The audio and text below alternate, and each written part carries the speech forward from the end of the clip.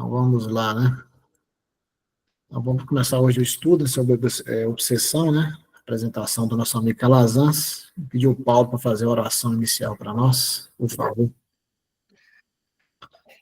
Então, vamos agradecer a Jesus, né, pela oportunidade do nosso encontro, né, que é uma bênção, a convivência, porque a convivência nos aproxima, né, e nós vamos criando, né, um clima de identidade uns para com os outros e com um grupo, né, que é muito grande, tanto esse grupo que está aqui no estudo, os encarnados, como também os nossos irmãos desencarnados.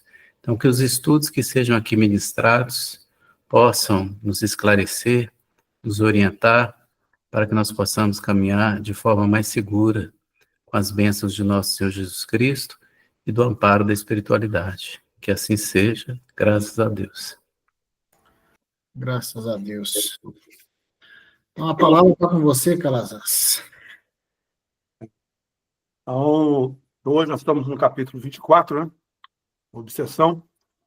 E com o seguinte roteiro: pensamento e obsessão, perturbações morais, zonas purgatoriais, reencarnação dos enfermos, obsessão e mediunidade e doutrina espírita. Iniciando, o André Luiz coloca: o estudo da obsessão, conjugado à mediunidade, se realizado em maior amplitude, abrangeria o exame de quase toda a humanidade. Então, André Luiz inicia afirmando, né, que esse estudo da obsessão, né, conjugado com a humanidade, né, abrangeria o exame de quase todo mundo, a humanidade terrestre, porque nas condições em que nos encontramos, né, em termos de estágio evolutivo, nós ainda estamos muito vinculados às nossas tendências inferiores, né? Até porque nós estamos habitando um planeta de prova e expiação, né? E por essa, né, as nossas tendências inferiores, a gente dá muitas vezes vazão às nossas fraquezas, né? Fazendo com que, inicialmente, por um lado, nós nos vinculemos às faixas vibratórias inferiores, né? Pelo fato de vivermos com essas ideias, né? Com esses comportamentos, ao mesmo tempo, nós vamos gerando para o nosso futuro, um futuro bem próximo, né? As consequências das escolhas que nós fazemos. E, independente dessas escolhas boas, consequências, né, positivas. Escolhas equivocadas, consequências negativas. Mas o André Luiz aqui vai focar muito nas questões das escolhas com consequências negativas, né? E aí ele coloca, né, que até trazendo do passado esses nossos equívocos, né? E a gente tem a tendência, né, a deixar externarmos, né, essas nossas viciações, e as escolhas muitas vezes não são bem aproveitadas para o bem, né? Muitas vezes escolhas que a gente infelizes, né? E enquanto a gente não nos esclarecermos e não modificarmos o nosso entendimento, né? E aí vamos falar vamos colocar assim, toda a humanidade, né? A respeito do propósito da existência, né, nossa aqui na Terra, né? E, em consequência, procurar fazer, né, umas escolhas melhores, né?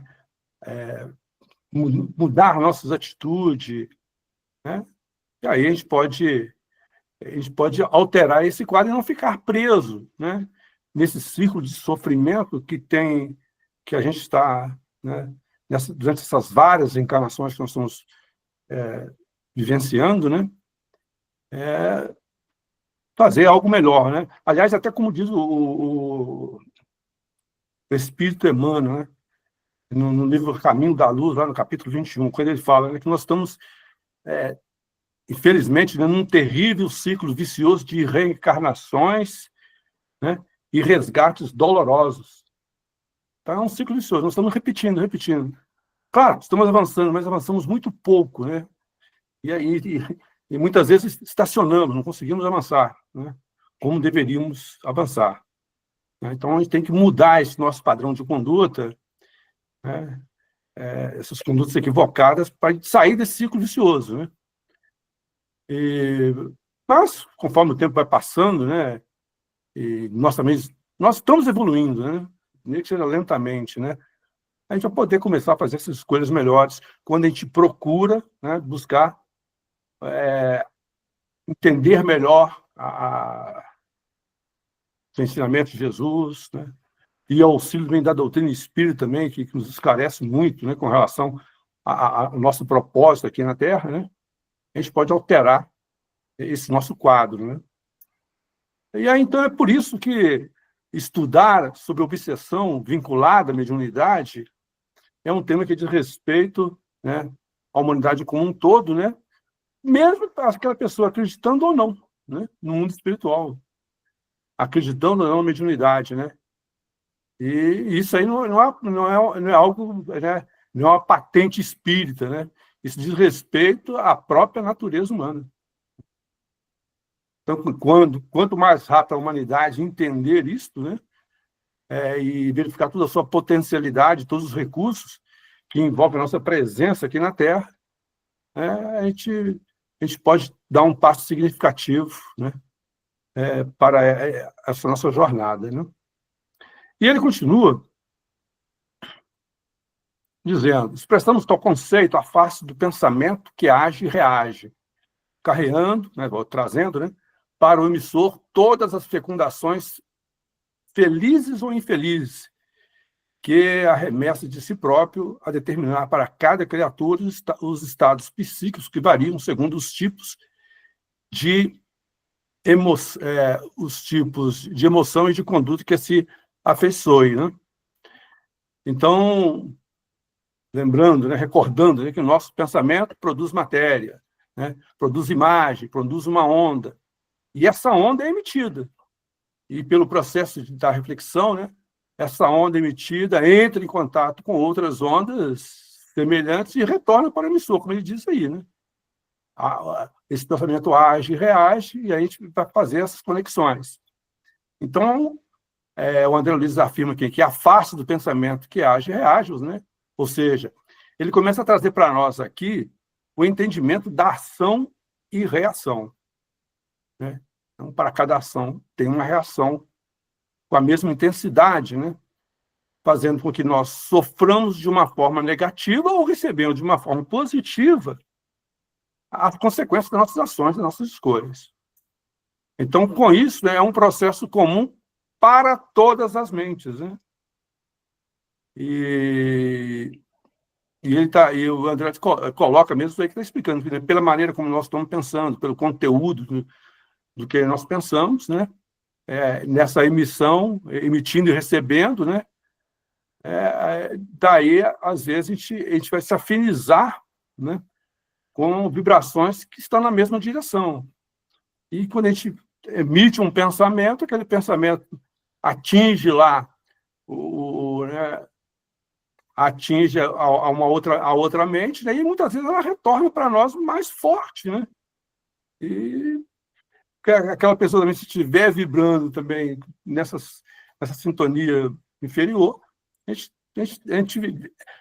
o que nós estamos emitindo, nós vamos receber também, né? E a partir do momento que nós estamos emitindo esse sentimento, já começa, né, esse sentimento negativo, por exemplo, essas vibrações negativas, já começa a afetar-nos, né? Porque nós estamos gerando, né? Está saindo de nós. Então, o primeiro atingido somos nós, com os nossos desequilíbrios, os nossos pensamentos.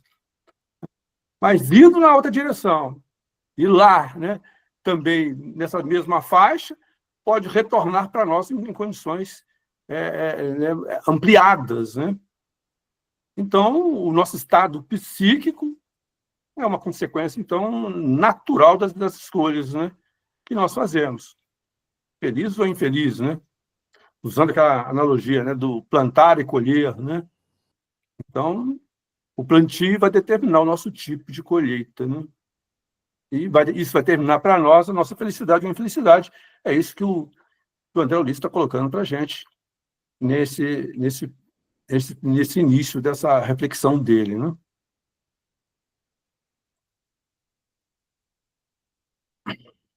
Mas ele continua. Enquanto se não aprimore, é certo que o espírito padecerá em seu instrumento de manifestação, a resultante dos próprios erros, né? E quando nós falamos de instrumento de manifestação, tanto pode ser o corpo físico como o corpo espiritual, né? O corpo físico mais materializado e o corpo espiritual num campo mais fluídico, né? Então, o nosso corpo físico vai sofrer as consequências das desarmonias da nossa mente, né? Ou seja, os agentes mentais viciados, né, e enfermiços, né, acabam, então, repercutindo inicialmente no nosso corpo físico, né? E esses desajustes mentais acabam somatizando, né, no nosso corpo físico, trazendo o quê? As doenças, né? Por isso que o Emmanuel até coloca para a gente, né, nos lembra, né, que não existe doenças, né, mas existem doentes, trazendo para nós, né, que a causa da grande maioria das enfermidades nossas é resultado das nossas produções mentais, né? Então, esses agentes mentais, né, vinculados, né, viciados e enfermiços. E, ao mesmo tempo, nós podemos também utilizar esses mesmos agentes mentais, quando harmonizados, quando desequilibrados, né, quando saudáveis, eles também vão repercutir no nosso corpo de uma maneira, né, que vai nos proporcionar saúde, né, nas mais variadas esferas.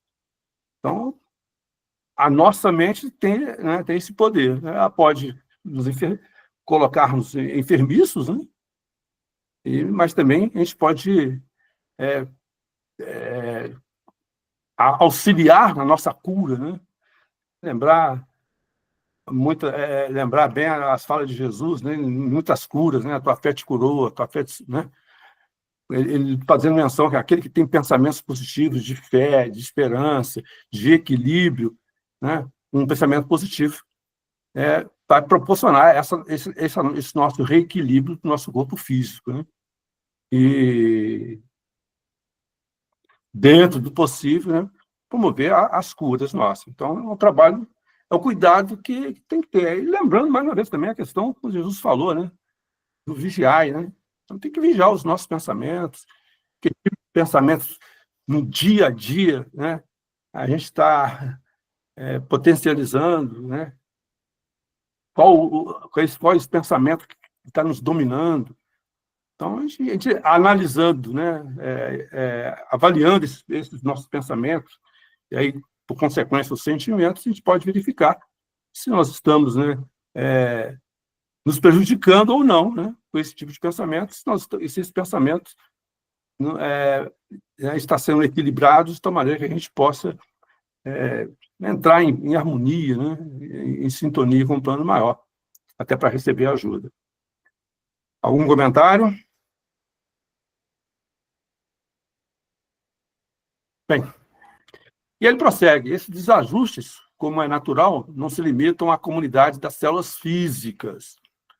Quando, em disfunções múltiplas por força dos agentes mentais viciados e enfermiços, estendem-se, muito especialmente, à constituição do corpo espiritual, a refletir-se no cérebro ou gabinete complexo da alma, aí ocasionando os diversos sintomas de perturbação do campo encefálico, acompanhados dos fenômenos psicossensoriais que produzem alucinações e doenças da mente, né? Então esses efeitos desses pensamentos nossos, desses desajustados, né? Eles não vão só atuar no nosso corpo físico, né? Como ele coloca na comunidade das células físicas. Ele vai atuar também, vai incorporar-se ao nosso estado, ao nosso corpo, ao nosso estado mental, né? E daí decorre os sintomas de perturbação mental ou neurológica, né? Pois o desequilíbrio do espírito, né, como ele coloca aí, se projeta no campo encefálico, né? E então porque eu posso ter, né, o corpo relativamente saudável, aparentemente a gente vê, não tem nenhum problema, né, físico aparente, né? Mas eu posso ter o meu corpo mental absolutamente perturbado, né? E não falamos necessariamente de pessoas com doenças mentais graves, como nós vemos geralmente nesses diagnósticos, muitas vezes um estado depressivo, né, uma ansiedade, que são patologias, né, ou estados emocionais tão frequentes em nossos tempos de hoje, né? E nós, né, vivemos e convivemos isso aí com uma certa naturalidade. Então, André Luiz coloca para nós que não são esses estados momentâneos, né? Ele fala sobre pessoas que passam as suas vidas, ou parte de suas vidas, nessa condição de desarmonia, né? Exatamente como consequência do nosso modo de vida nosso. Então, às vezes, a gente pode ter algum deslize, né? Desequilibrar aquilo ali, mas, lógico, logo você chegar e voltar, né? Se centrar, se equilibrar, se acalmar, né? E aí, né? O que ele coloca assim, é esse estado constante, a sua atitude. Você começa a criar um hábito, né? Pronto. A Valéria levantou a mão. Desculpa, só para falar, se quiser concluir sua frase, depois ela fala. Depois eu vou citar um exemplo, né? Que, lá no livro Nosso Lar, desses desequilíbrios, né? Pode falar, Valéria. Eu me lembrei aqui, eu até queria fazer primeiro assim, uma pergunta, antes assim, quando há o processo da obsessão, quando é uma subjugação ou fascinação, a pessoa, né, que entrou nesse processo, ela precisa ter a mediunidade de psicofonia ou não? Ou qualquer pessoa que desequilibra, né, que dá, porque isso quando há esse processo, é porque é muita dívida, né, assim, é muita vingança, eu imagino, né, que o irmão quer sobre o outro, não é isso? Mais ou menos isso? Porque eu me lembrei de um caso, o Vicente deve lembrar também, porque foi ele e a Alexia, há um tempo atrás, a gente visitava uma irmã, foram meses, e essa irmã já tinha 4 anos que estava numa condição assim, que ela não tomava banho, sabe? Ela não cortava a unha, não pintava cabelo, nada disso. E toda semana a mãe a levava no psiquiatra, sabe? E ela, assim, ela não tomava banho porque ela sentia que quando a água caía, né? Tanto que eu entendi, porque eu cheguei na casa, ela era vizinha da minha irmã, cheguei lá, ela estava gritando, sabe? Ela morava no 3º andar e gritava: polícia, polícia, eles estão querendo me matar, eles vão me matar. E eu fiquei assustada com aquilo, né? Aí cheguei, conversei com a minha irmã e fui até lá. Cheguei lá, eu fui conversar com ela, eu entrei, né? Ela veio andando assim, ela foi para a cozinha, uma jovem de 26 anos. Aí ela tava, a unha dela, assim, a mãe cortava o sapato, que a unha do pé tinha que sair para fora, sabe? Ela não gostava de chinelo, ela usava só sapato, mas tinha que cortar. A mão também, e ela cheia de cascão no corpo inteiro. E ela falava comigo que quando eles queriam matar ela por isso, porque às vezes ela chegava no período menstrual, o pai e a mãe sentavam no meio da força e tentavam lavar, né? Só que ela sentia a água, quando a água caía no corpo dela, ela sentia que estava queimando. Sabe, é como se a água fosse um fogo queimando o corpo dela. Aí por isso que ela gritava desse jeito. Então isso tudo, essa sensação dela, é o que? É a mente dela que produzia essa sensação, afetava. Eu queria entender isso, entendeu? Porque a gente, né, fez esse trabalho lá, mas depois eu fiquei pensando nisso, qual é essa sensação? Por que essa sensação da água queimando? Por que ela sentia isso? É alguma coisa do passado ou a própria entidade fazia ela sentir isso, né? Hipnotizava, sei lá, né? Para ela sentir essa sensação de que estava queimando. Falando assim que se conheceu o caso, né? Há várias situações, né? Primeiro, com certeza, né? Com certeza não, provavelmente, né? Não pode afirmar nada, não. Provavelmente tem coisas envolvidas com o passado, né? Nós trazemos muito isso, né? Mais à frente, até vai falar mais ou menos sobre uma situação disso aí. Então, às vezes, a gente, por causa do nosso passado, por causa da nossa ligação mental, né? Essa troca aí com esses pensamentos, com essas entidades também que estão vibrando na mesma situação, e em razão também, a gente tem que ver que, às vezes, o que nós fizemos no passado, né?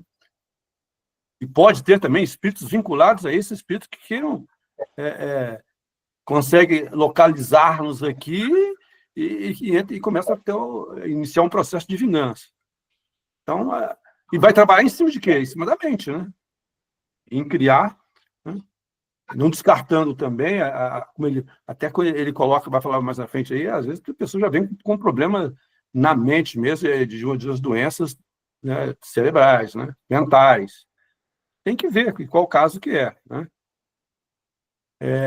Como também, e aí não conheço, talvez o Vicente possa ter conhecimento com relação a essa pessoa, né? Mas muitas vezes esse processo de obsessivo começa lá com aquela manifestação simples, né? Coisa bem simples que vai atuando na nossa cabeça e a gente não vigia. E com o passar do tempo, aquilo vai aumentando né, para a subjugação, né?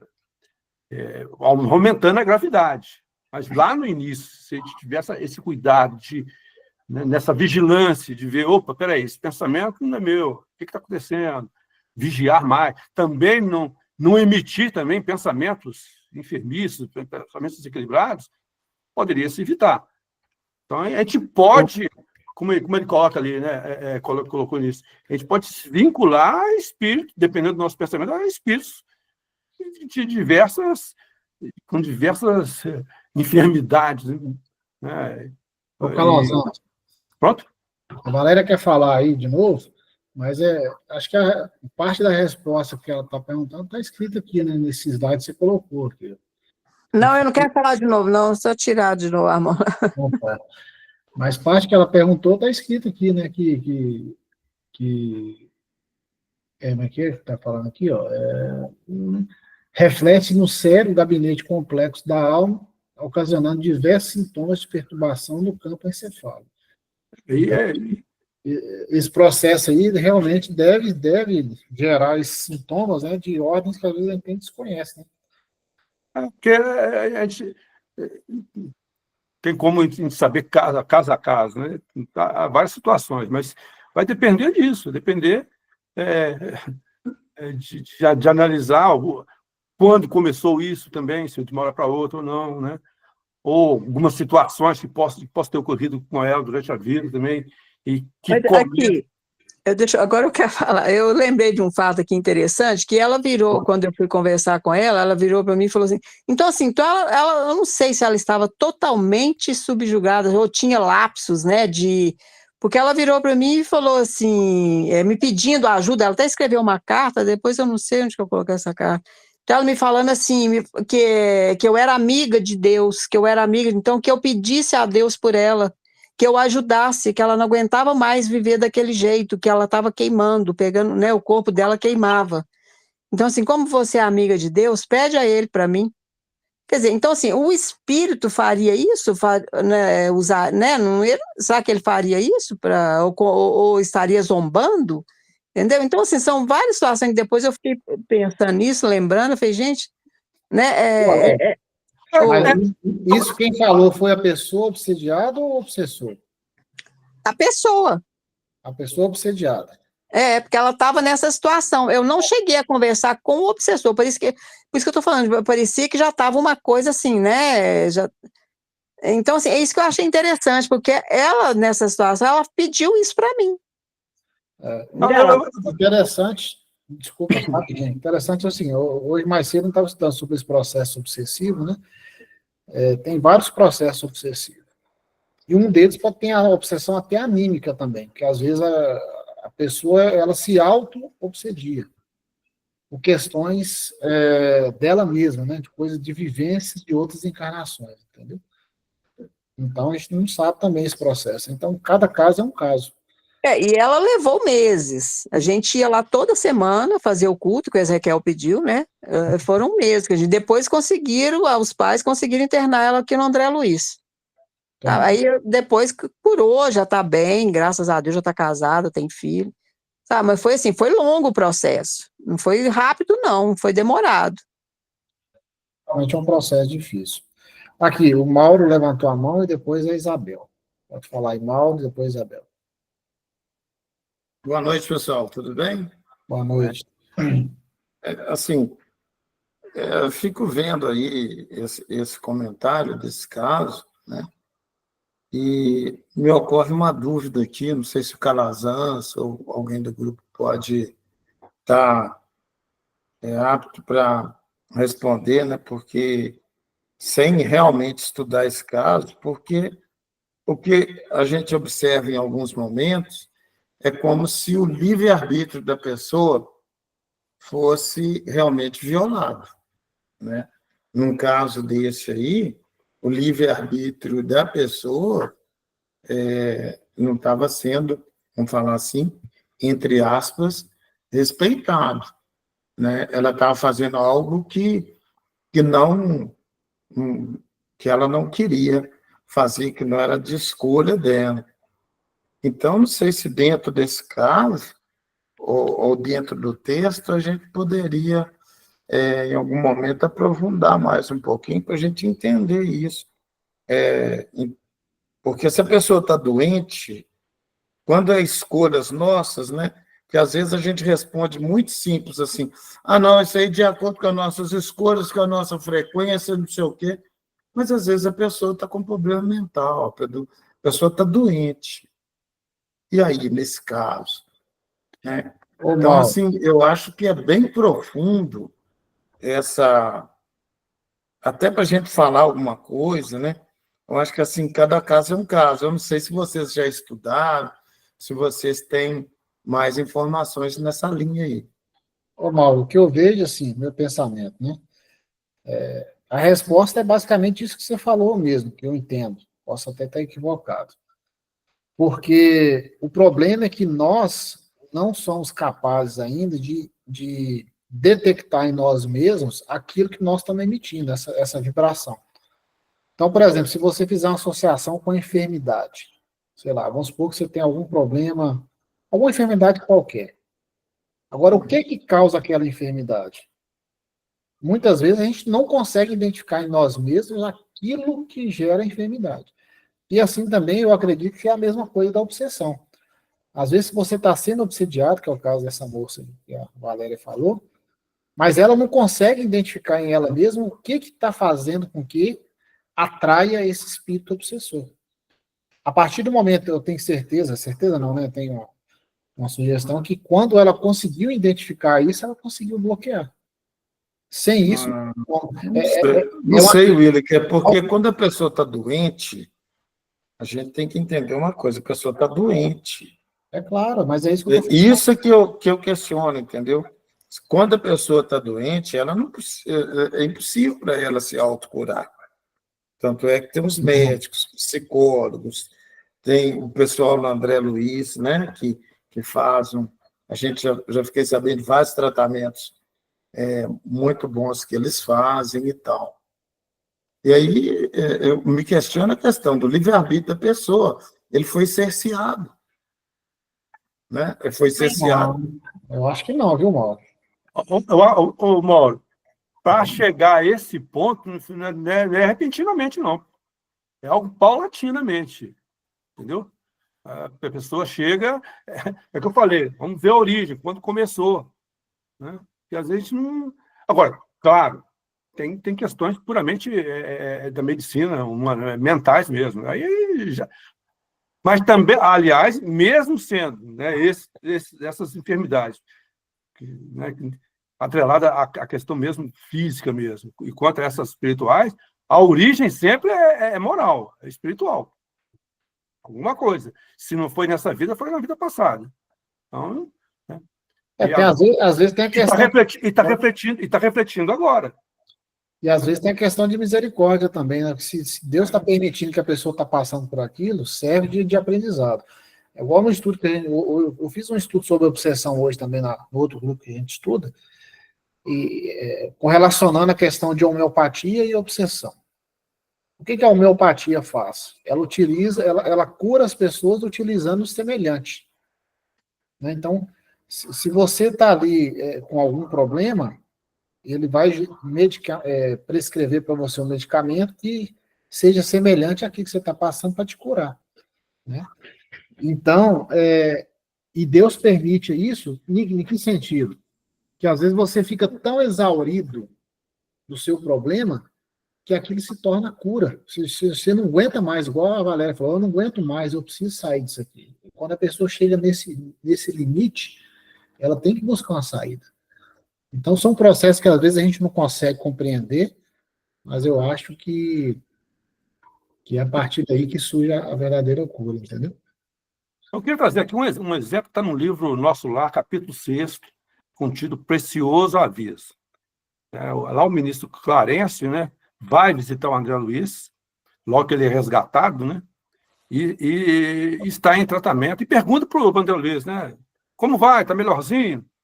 Aí, a partir desse momento, o André, né, desabafou diante do ministro e lamentou tudo que ele passara desde a morte dele, né, desde o desencarne dele. Ele afirmou o seguinte: não posso negar que esteja melhor, entretanto, sofro intensamente, muitas dores na zona intestinal, estranhas sensações de angústia no coração. Além do mais, meus sofrimentos morais são enormes, inexprimíveis. Aí começa a também querer saber, né, de como está a esposa dele, né, os filhos, né, o que terá sido feito da minha esposa e dos meus filhos, e vai, né?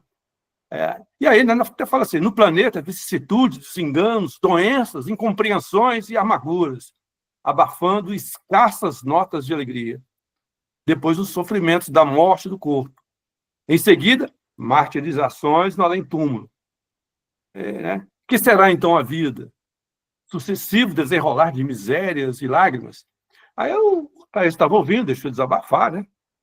E ele, em determinado momento, levantou-se sereno, né, e falou para ele: meu amigo, deseja você, de fato, a cura espiritual? Se você quer isso, né, aprenda, então, a não falar excessivamente de si mesmo. Nem comente a própria dor. Lamentação denota enfermidade mental e enfermidade de curso laborioso e tratamento difícil. É indispensável criar pensamentos novos e disciplinar os lábios. Aí fala que estaremos ao seu lado para resolver dificuldades presentes, estruturar projetos do futuro, mas não dispomos de tempo para voltar às zonas estéreis da alimentação. Tá? A própria mente do André Luiz reclamando, lamentando, né, está desequilibrando. Né? Então, colocando, né, como que a nossa mente pode trabalhar a favor e contra. Então, às vezes, nesses processos, a gente não sabe, né, cada caso é um caso, aí inicia-se com a pessoa queixosa, lamentando, nada tá bom, desanimando, e aí é um campo fértil, né, para a atuação das entidades, né, obsessores ou não. Né?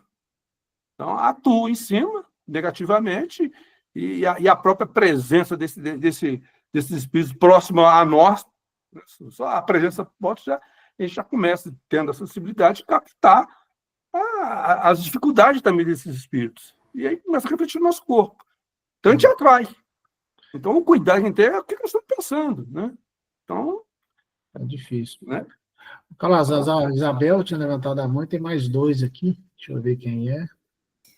Pode falar, Nívia. Paulo e depois o Vicente. Vou deixar eles falarem primeiro, que às vezes eles vão responder ou vão falar semelhante ao que eu iria dizer. Pode falar aí, gente.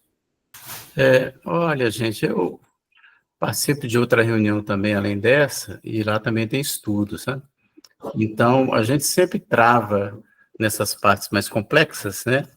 O Calazans relatou bem essa passagem né, do André Luiz agora, com as Lamentações, e realmente, assim, é tudo muito, muito complexo.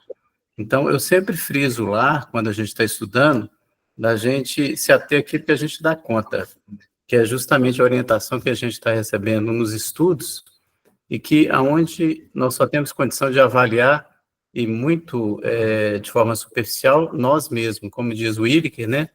Às vezes você desencadeia um processo de doença e você mesmo não compreende nem como aquilo aconteceu, né? Você adoece, tem a enfermidade, passa por aquilo, sai da enfermidade e passa até despercebido, assim, você não consegue assimilar como é que aquilo aconteceu. Então, eu sempre friso lá, né? Aqui tem o Vicente, que tem um conhecimento mais amplo e vivência, que tem condição de auxiliar, mas se não fosse ele, automaticamente a gente ia ficar aqui confabulando em cima, sem nenhum fruto, digamos assim, mais expressivo, né? Então, eu sempre falo que a gente tem que ler os livros, fazer nossos apontamentos dentro daquilo que a gente tem condição de avaliar, que as coisas mais complexas, elas, inclusive, tomam muito tempo do estudo, e, efetivamente, a gente sai cheio de dúvida e sem esclarecimento nenhum, né? Então, eu vejo que, em alguns pontos, né, a gente teria que ter um pouquinho mais de reflexão sobre isso, para a gente aproveitar melhor o estudo, ao invés, às vezes, de ficar num tema complexo, que vai comer o tempo, e no final a gente vai sair sem respostas. Poderia ter diluído mais, né, o estudo que está sendo apresentado. Ô, Vicente, posso só fazer uma pergunta antes, que eu acho que você pode responder ela no meio disso? É porque tem a ver com o que o Mauro também falou. Porque eu sei que nós somos co-criadores, né? Então, a nossa mente cria. Então, por exemplo, a pessoa sentir a pele queimando, ela sente mesmo, ela criou aquilo, né? A gente vê isso, inclusive, nas reuniões que a gente tem lá na sexta-feira. Mas começou com a pessoa, com os próprios pensamentos, com o próprio livre-arbítrio, né, criando essa sintonia com o obsessor. Então, inicia esse processo. Então, como o Calazans disse, isso é gradativo. Então, mas foi resultante dos próprios desejos daquele indivíduo, né? Então, de uma fraqueza dele. Mas no momento que já tem subjugação ou possessão, ele perde essa capacidade, esse livre-arbítrio, essa capacidade dele de modificar a situação? Aí eu tenho essa dúvida, porque eu sei que começa com pensamento, eu sei que a pessoa abriu as portas, eu sei que começa pelo próprio indivíduo, mas chega num nível que ele não tem força para sair daquilo. E o que deve ser feito, né? Nesse momento ele tem que... Chega uma hora que ele cansa mesmo e que é aí que ele vai modificar, ou outra pessoa que tem que fazer por ele? Essa é a minha dúvida, né? Então, é isso. Eu não sei se todo mundo reflete bem sobre os estudos que nós fazemos. A grande maioria dos espíritos que estão nas diversas zonas purgatoriais, eles não estão sob processo obsessivo, onde eles permanecem, não. Vamos lembrar lá, eu gosto de citar muito aqui o livro Libertação. A grande maioria dos espíritos que estão lá, estão lá porque a mente deles é que cobram aquilo deles, eles estão escondendo deles mesmos, ou então eles escondendo das suas próprias criações. Calazans falou no início aí, tem uma frase que diz assim: pensamento é força que cria. O André Luiz, aliás, se não me engano, acho que é o ministro Flack, não sei, ele fala que os nossos pensamentos são vidas que nós estamos emitindo, que cada vez que eu estou pensando que eu estou gerando energia, que essa energia é uma vida especial e que eu tenho responsabilidade para com ela. Quando a gente para e pensa assim, a linguagem do mundo espiritual é o pensamento, olha que interessante. A linguagem é o pensamento. Nós pensamos para depois falar. É o inverso deles. Então, normalmente, da mesma maneira que acontece no âmbito físico, em nossas experiências encarnatórias, vai acontecer no plano espiritual. Então, assim, eu coloco assim, a enfermidade do corpo. A enfermidade é da alma. Toda enfermidade é da alma. Deus não colocou uma enfermidade no corpo da gente para a gente nascer com aquela enfermidade, não. A enfermidade ela foi construída em razão das nossas atitudes, em razão dos nossos pensamentos, em razão da forma de vida que nós escolhemos. Então, a enfermidade é uma construção nossa. Tanto é que, para curar essa enfermidade, nós temos que usar o quê? O remédio da fé. É Jesus que fala isso. Porque médico não cura ninguém, médico auxilia. Remédio não cura ninguém, remédio auxilia. Cirurgia não cura ninguém. Quando você faz uma cirurgia, você está extirpando um tumor, você está extirpando ali parte de um órgão, mas não quer dizer que você está atingindo a cura, não, porque a cura é mudança de comportamento.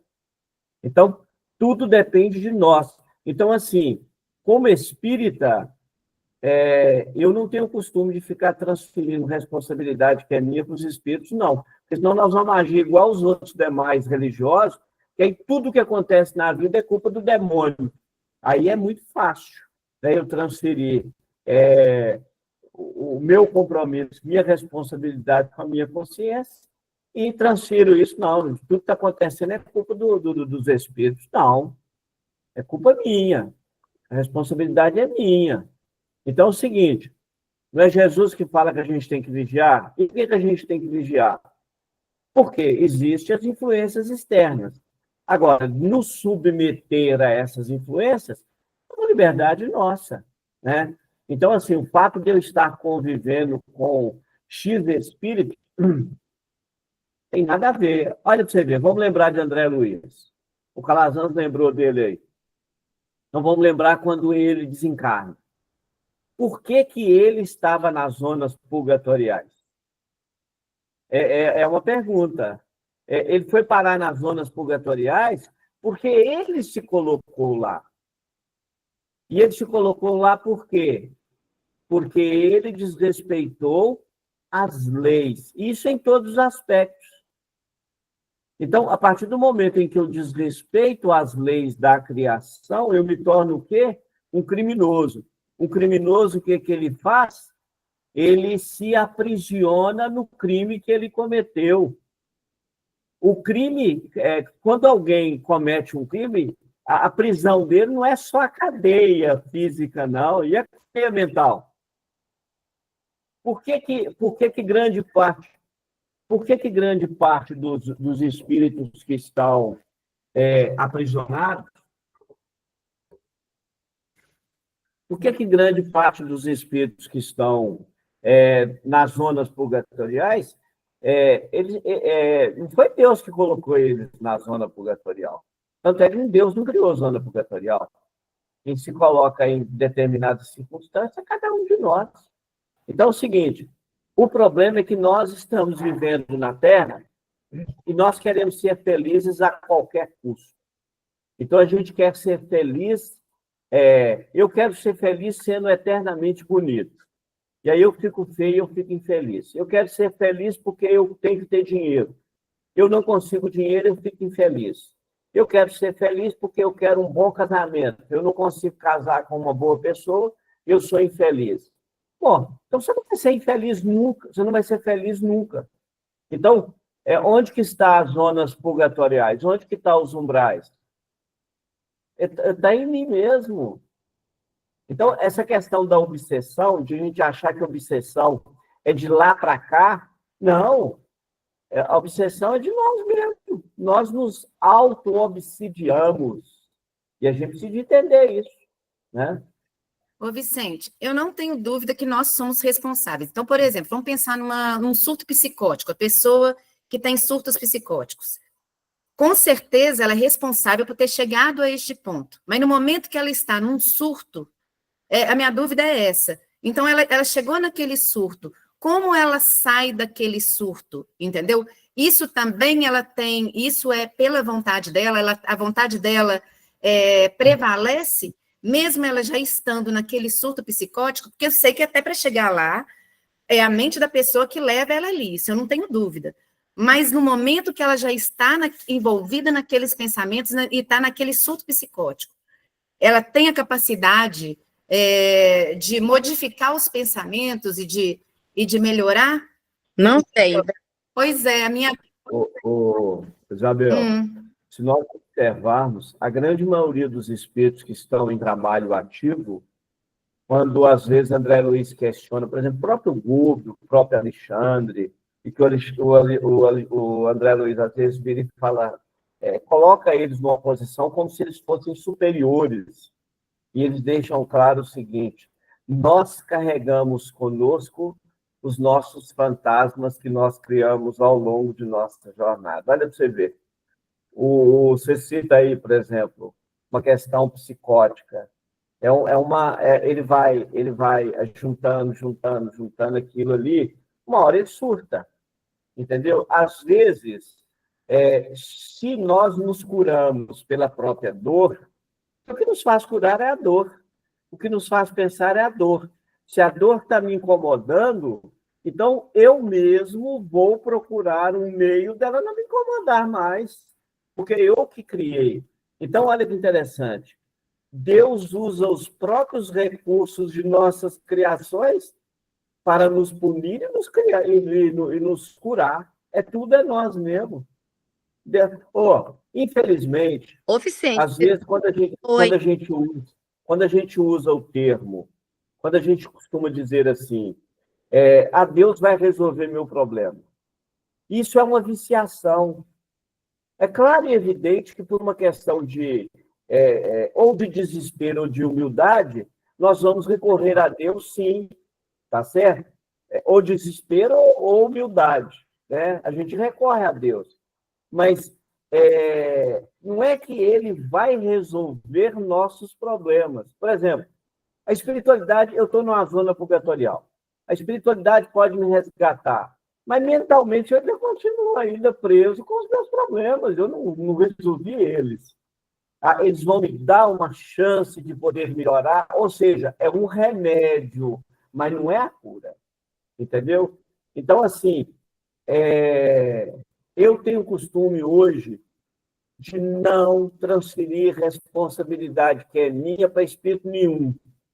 Porque se eu estou invigilante e eu dou chance para eles me envolver, eu que fiz isso. Ao mesmo tempo, eu posso cortar isso de imediato. Do mesmo jeito que eu crio, do mesmo jeito que eu telefono para alguém, eu posso desligar, fazer o corte da ligação. Isso é pessoal.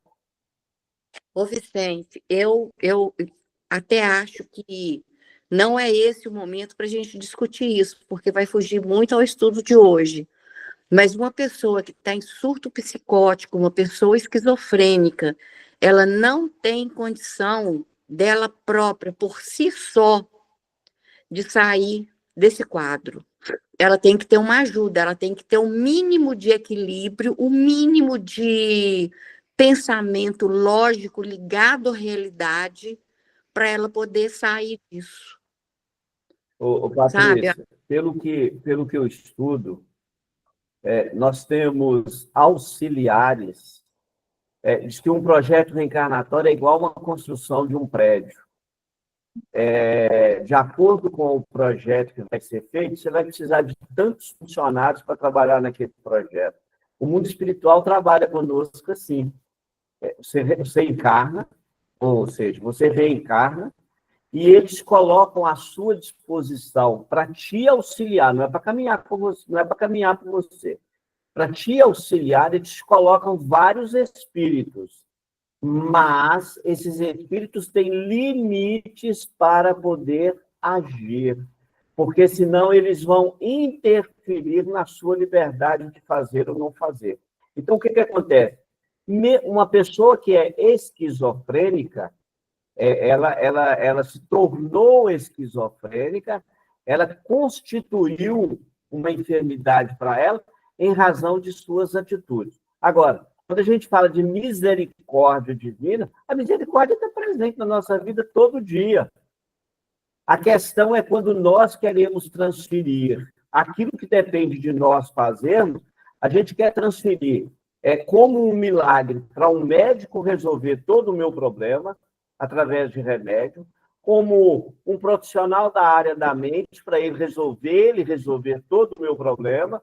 O problema é esse, que nós achamos que nós somos injustiçados e queremos transferir responsabilidade.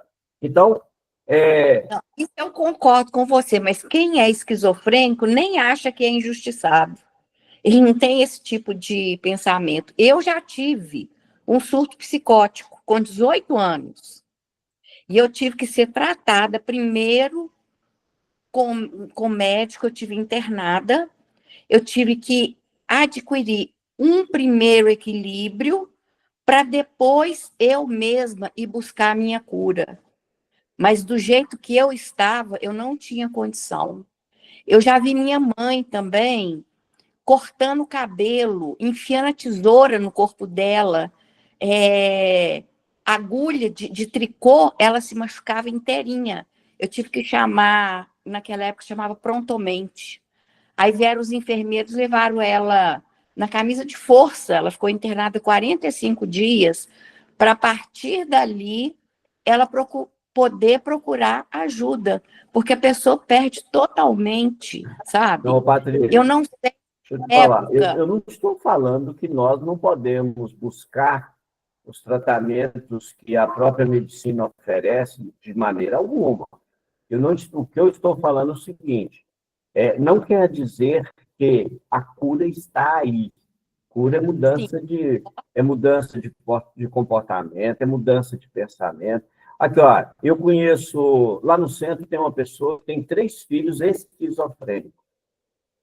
E aí eles começaram a ter umas atitudes meio complicadas, pouco complicadas. Aí ela veio conversar comigo e tal, e ela praticamente estaria carregando, tentou dividir com eles as funções e eles não aceitaram. Aí ela conversando comigo, eu disse, não, tá simples. Chega em casa, chama eles e fala com eles, falei, olha, se vocês continuarem agindo dessa maneira, eu vou desencarnar, eu vou morrer, porque eu não tenho força para isso, o que vai acontecer? Vocês vão ter que se virar sozinhos. Olha que interessante. Todos os 3 mudaram o comportamento. Eu te falo o seguinte, eu levei 62 anos para me curar. Eu saí do surto, fiz análise 17 anos da minha vida, comecei a dar conta de ficar de pé, mas eu só fui me curar depois que eu procurei o espiritismo. Hoje em dia, eu sinto que eu estou no caminho da cura. Eu não estou curada, mas eu estou no caminho da cura. Eu me sinto cada vez mais livre de pesos que eu sempre carreguei, de mágoas, de rancores, de vícios que me acompanharam a vida inteira. Hoje em dia que eu estou me livrando deles. Né? Patrícia, mas o espiritismo, ele é remédio. Não tem dúvida, não. Ele é remédio. Agora, é um remédio que eu bebo ou não. Então, se me dão... eu vou usar até um termo assim. Se Jesus está me oferecendo esse remédio, eu posso beber ele ou não beber. Se eu beber, eu caminho para uma cura de mim mesmo. Essa é a questão. O problema é que a grande maioria, até dos espíritas, não querem beber desse remédio. Por quê? Porque ele é amargo. Não tenha dúvida de que o remédio é amargo. Por quê? Porque nós viciamos nos nossos conceitos ao longo de nossa jornada. Então, é um remédio amargo. Quando o Ezequiel diz assim, o espiritismo é para os fortes, eu não tenho dúvida nenhuma. O espiritismo não é para gente fraco, não, porque os fracos não persistem, não. Os fracos, com certeza, eles não vão ficar na doutrina espírita, eles não suportam, eles não aguentam, eles não têm preparo para isso. Eles ainda precisam de continuar trabalhando ilusões. Uhum. É um problema sério. É. Vamos, Calazans. 2 minutos. Acho que o próximo slide vai despender um tempo maior, né? Então, a gente continua semana que vem, né? Tem pressa, não. Eu nem queria falar, eu não estava querendo falar. Mas é importante, Vicente, é importante falar. Ô, Vicente, mas você lembra do caso da Jussara, né? Você vê que ela só conseguiu melhorar depois que a gente passou aí lá, que depois que ela foi para o André Luiz, recebeu um tratamento. Já tinha 4 anos que ela estava naquela situação. E com psiquiatra. Não espalhe isso, não. Larga esse tem para lá. Eu sei que não é santa, então deixa esse tem para lá, viu? Não, eu só estou falando o seguinte, que a doutrina foi o remédio para ela. Sim, claro. Ó, eu sinceridade, se nós soubermos aproveitar o que a doutrina tem para nos oferecer, ter a certeza de que nós estamos construindo asas para podermos ascender. Se nós apenas tivermos olhos de ver doutrina espírita apenas um caráter religioso, nós ainda permaneceremos por muito tempo nas encarnações sucessivas, ainda presos às dores que nós achamos que não é justo nós passarmos por elas, entendeu? Então, nós vamos continuar aí num sofrimento ad eterno. Sofrimento é criação nossa, Deus não cria sofrimento. Isso permite que passamos pelo sofrimento. A gente tem que entender qual é o caminho que nós temos. Porque é muito fácil transferir responsabilidade para os filhos. Não, toda desgraça que acontece, um suicídio, eu mato alguém, a culpa é dos espíritos. Não, a culpa é minha, que não vigiei o suficiente, né? Então, assim, nós todos que estamos na Terra, a gente está lá no Evangelho de Jesus, até Jesus foi testado. Por quantas vezes a gente lê lá que Jesus foi testado pelos espíritos que estavam sujeitos à lei. Então, ele está numa situação diferente. A gente pode pensar o seguinte: a maior responsabilidade é a minha, que já tenho um certo conhecimento. É isso aí. Então, vamos encerrar o nosso estudo de hoje, né? Vou convidar a Patrícia para fazer oração para nós, Patrícia, por favor.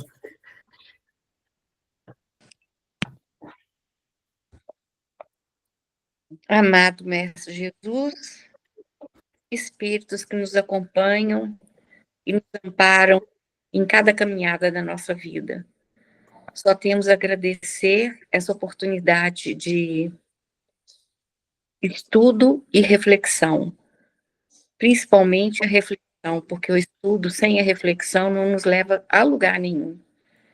E a gente tem a oportunidade de refletir sobre todas as nossas ações, sobre todos os caminhos que percorremos, para poder direcionar a nossa caminhada futura.